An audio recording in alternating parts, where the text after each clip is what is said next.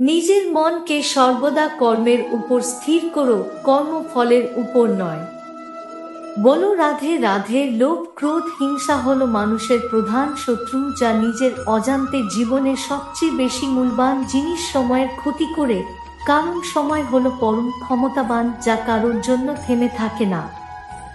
বলো রাধে রাধে। লোভ, ক্রোধ, হিংসা হলো মানুষের প্রধান শত্রু, যা নিজের অজান্তে জীবনের সবচেয়ে বেশি মূল্যবান জিনিস সময়ের ক্ষতি করে।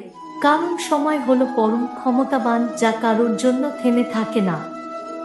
বলো রাধে রাধে। প্রতিটি কর্মের আগে আমাদের কর্মের প্রতি সঠিক মনোভাব গড়ে তোলা আবশ্যক, তবে সেই কর্মকে আনন্দের সাথে সম্পূর্ণ করা সম্ভব। বলো রাধে রাধে। সর্বদা মনে রাখবে, জীবনে যত কঠিন পরিস্থিতির মধ্যে দিয়ে যাবে, তোমার ব্যক্তিত্ব ততই প্রখর হবে। সবাই মিলে বলো রাধে রাধে। বৈষয়িক জগৎ মানুষের কাছে প্রথমে আনন্দ ও সন্তুষ্টি যেমন নিয়ে আসে, ঠিক তেমনি সময়ের সাথে বহু দুঃখ কষ্ট বয়ে নিয়ে আসে। কারণ বৈষয়িক সম্পত্তি পাওয়ার চেয়ে তা হারিয়ে ফেলার ভয় ও উদ্বেগ মানুষের মধ্যে বহু গুণ বেশি। বলো রাধে রাধে। সঠিক উদ্দেশ্য নিয়ে সঠিক কাজ সম্পূর্ণ করাই হলো আমাদের জীবনের পরম সাফল্য।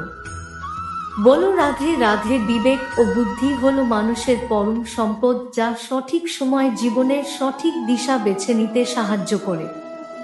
আবার বলো রাধে রাধে। প্রজ্বলিত অগ্নি যেমন জ্বালানি কাঠকে ছাইতে পরিণত করে, ঠিক একইভাবে আমাদের জ্ঞান আলো আমাদের মনের মধ্যে থাকা আত্ম অহংকারকে ছাইতে পরিণত করে।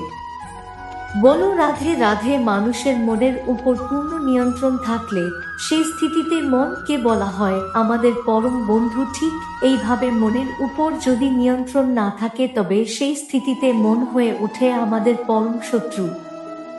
বলো রাধে রাধে। অন্ধকারময় সময় হলো জীবনের সঠিক আশার আলোর পথ প্রদর্শক। বলো রাধে রাধে। কর্ম করতে জীবনে বহু বাধা সম্মুখীন হতে হবে। ধৈর্য থাকলে অবশেষে গর্বের সাথে জয় তোমারই হবে। সত্তার সাথে বলো রাধে রাধে। নিজের সাথে সর্বদা অপরের তুলনাই হলো মানুষের দুঃখের প্রধান কারণ। বলো রাধে রাধে। একজন বুদ্ধিমান ব্যক্তি যে কোন সমস্যার সমাধান করতে পারেন, ঠিক তেমনি জ্ঞানী ব্যক্তিরা সমস্যাকে পূর্ণতা এড়িয়ে যেতে সক্ষম। বলো রাধে রাধে। একজন জ্ঞানী ব্যক্তি পরিচয় নিজের শত্রুর থেকে ঘৃণার বদলে তাকে ভালোবাসা ফিরিয়ে দেন। বলো রাধে রাধে। আমার চ্যানেলে শ্রীকৃষ্ণের বাণীগুলো ভালো লাগলে লাইক ও সাবস্ক্রাইব করুন। আর তোমাদের কোন ভৌতিক ঘটনা থাকলে আমাদের ইমেইল বা হোয়াটসঅ্যাপে জানাতে পারেন। হয়তো তোমাদের এই ঘটনাটাই পরবর্তীকালে তুলে ধরব।